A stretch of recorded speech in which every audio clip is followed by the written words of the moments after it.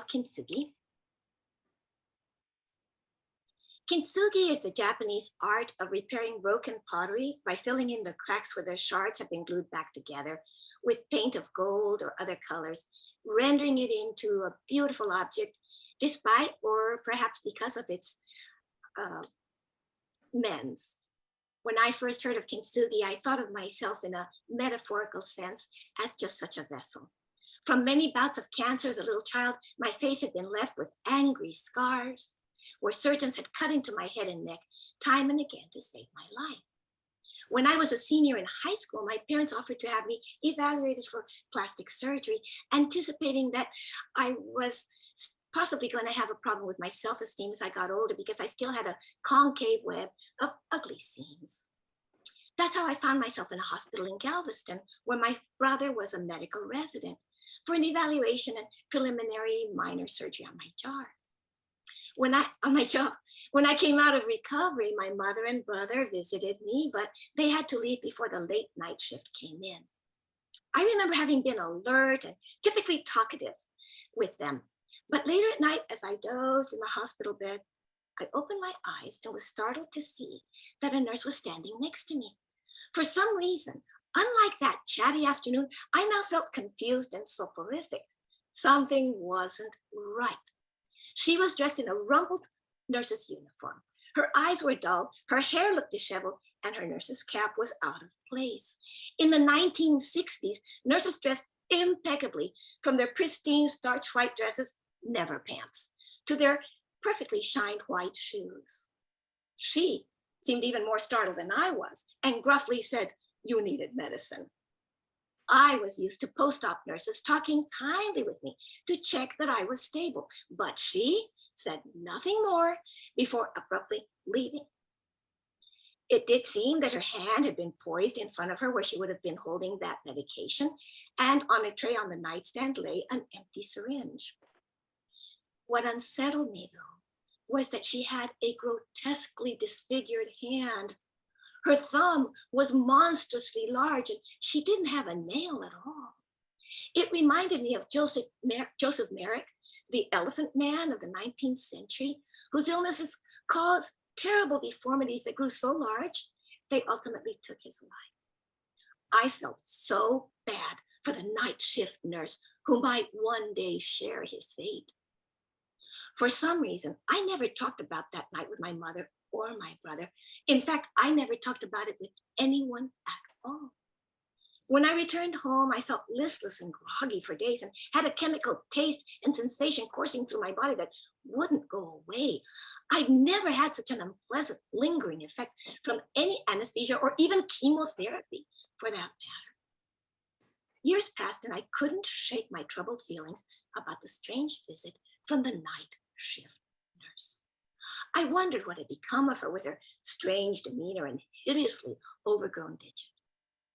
I never did have plastic surgery, but ultimately left home and entered the field of criminal justice, which might explain why one of my go-to distractions has long been watching true crime programs. Only a few years ago, I found myself caught up in the unsolved mystery of a great many young teens who had been found murdered in Central and East Texas over a period of years, starting the year after I'd been treated there. One of the suspects had not only been near where their bodies had been found, but for years before that had been known to repeatedly expose himself to adolescent girls in those same areas.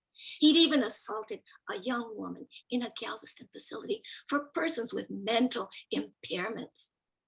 Nevertheless, he was always either never charged or not convicted. He often bragged that he could duck himself out of anything. His name was Edward Harold Bell. The only reason he finally ended up in prison was for the 1978 murder of a Marine who had tried to intervene as Bell exposed himself to yet another group of young girls. 2 decades into serving his 70-year sentence, Bell wrote letters to prosecutors in Galveston and Harris counties, claiming to have killed many of those missing girls, even describing them by the color of their hair. He called them the 11 who went to heaven. Once again, he was not even charged. These gripping stories led me down myriad tunnels. As I learned more and more about the case, I felt compelled to attach a face to this name and turn to a website called Murderpedia, which finds and posts photos of their subjects. As I scrolled down the screen and the prison photograph of Edward Harold Bell gradually became revealed, I gasped. Looking back at me with dull eyes and dark, disheveled hair was the incontrovertible image of my late night nurse. I was simultaneously appalled, sick, and relieved, as a heavy weight I had not named for all those years was unexpectedly lifted off my back. You see, when something troubling happens to you and remains unexplained, your subconscious will keep it stirred up until it finds an answer and can finally come to rest. I had unwittingly released a lifetime of just such buried disquiet and opened a pathway to healing. These are the liberating conclusions that my amateur sleuthing had led me to. In that hospital, on that late night, I was visited by Edward Harold Bell. He had gotten a nurse's uniform, either bought at a supplier or stolen from a staff closet. The disheveled hair, the wrinkled clothes, the skewed cap were evidence of someone who didn't know how or didn't have the time to give them the meticulous attention that nurses used to in those days. He made his way probably up a back stairway into my room and gave me a sedative, followed by an injection of something stronger, laced with a memory-inhibiting drug.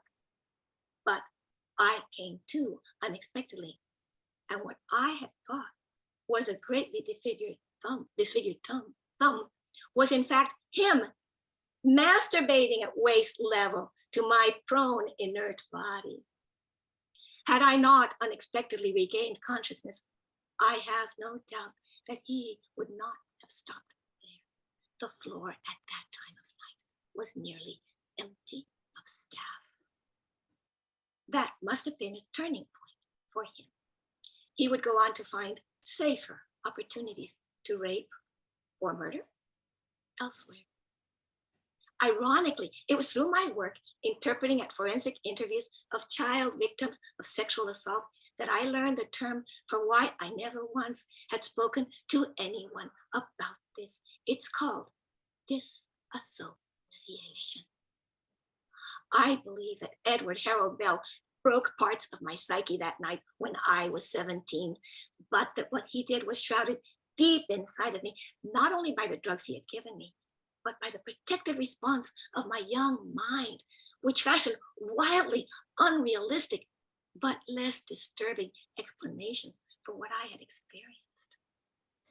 It took so long for me to put the pieces of those events together, but shining the light on my mystery finally freed me from those haunting shadows of my youth.